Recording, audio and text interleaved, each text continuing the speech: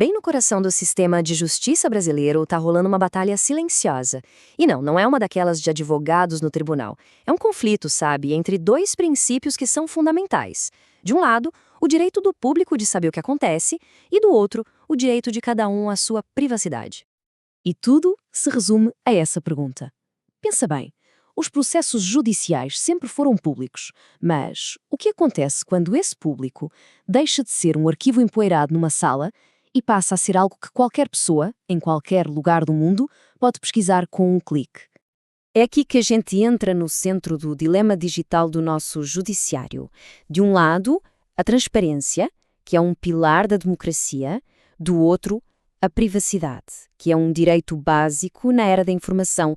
A tecnologia, sem pedir licença, colocou esses dois ideais em rota de colisão. E para a gente entender esse conflito, é preciso aceitar uma verdade do nosso tempo. Dados pessoais são a nova moeda. Na economia digital de hoje, cada pedacinho de informação sobre nós, desde o nosso nome até um processo antigo, virou um ativo super valioso. Isso alimenta tudo, de publicidade à análise de crédito. E aqui a gente vê os dois lados da moeda, preto no branco. A tal da justiça aberta, ou publicidade processual, não é só uma ideia bonita não, está na Constituição. É para garantir que a sociedade possa fiscalizar o poder judiciário. Só que, ao mesmo tempo, a gente tem a LGPD, a Lei Geral de Proteção de Dados, que reconhece que no mundo de hoje, ter o controle sobre as nossas próprias informações é um direito humano fundamental. Tá, mas o que foi que mudou? Como é que esses dois princípios, que até que conviviam bem por décadas, de repente entraram em guerra? A resposta está numa única e gigantesca mudança tecnológica que basicamente acabou com uma era de, digamos, privacidade por acidente. O sistema de justiça brasileiro fez uma migração monumental para o processo judicial eletrônico, o PJE.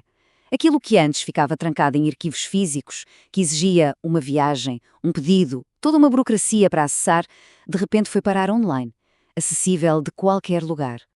É que no mundo do papel, a privacidade tinha um protetor meio sem querer, a obscuridade prática. A informação era pública, sim, tecnicamente, mas estava perdida em montanhas de documentos. Achar algo sobre alguém dava um trabalho imenso, e esse esforço todo funcionava como uma barreira natural. A digitalização não só removeu essa barreira, ela pulverizou.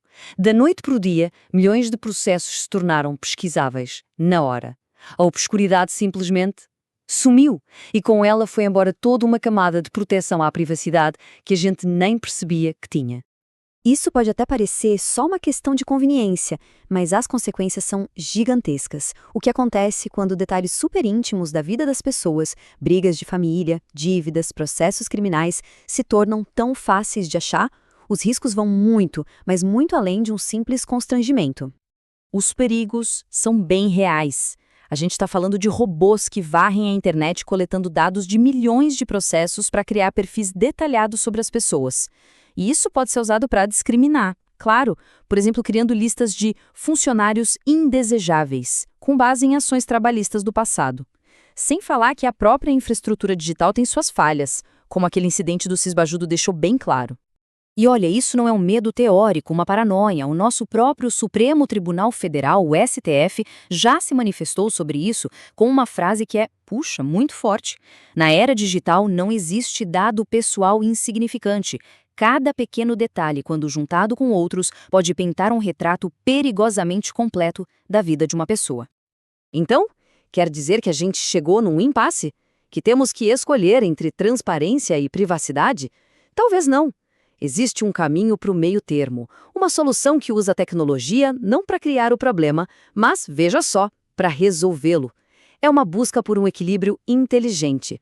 A chave para isso pode estar numa técnica com um nome um pouco complicado: pseudo-anonimização. A ideia não é apagar a informação, mas sim dissociar ela da identidade de alguém. Pensa nisso como se fosse uma máscara digital que substitui nomes e documentos por códigos, por pseudónimos. Vamos ver como isso funciona na prática. Pega um processo real de um tal João da Silva, por exemplo. Em vez de publicar o nome dele para todo mundo ver, o sistema vai lá e troca por um código, um pseudônimo, tipo o litigante underline 12345. O resultado? O público continua vendo todos os detalhes do caso, as decisões do juiz, os argumentos, o andamento, tudo menos a identidade real da pessoa. E essa é a grande sacada da solução. O controle social, que é o pilar da justiça aberta, continua intacto. Qualquer um pode analisar o que o judiciário está fazendo para garantir que a justiça seja feita. Mas, ao mesmo tempo, a identidade das pessoas envolvidas fica protegida dessa exploração em massa de dados. O que isso tudo representa, no fim das contas, é uma evolução na nossa forma de pensar a justiça. Transparência no século XXI não pode significar a mesma coisa que significava no século XIX. A gente está aprendendo a adaptar nossos ideais mais antigos para essa nova realidade de um mundo hiperconectado. É muito importante entender isso. O objetivo aqui não é esconder a informação, não é criar segredos. Pelo contrário, é sobre gerenciar o fluxo de dados de uma forma que seja justa, que proteja os mais vulneráveis, sem impedir que a gente cobre responsabilidade do poder público. E esse novo modelo não é uma solução única que serve para tudo.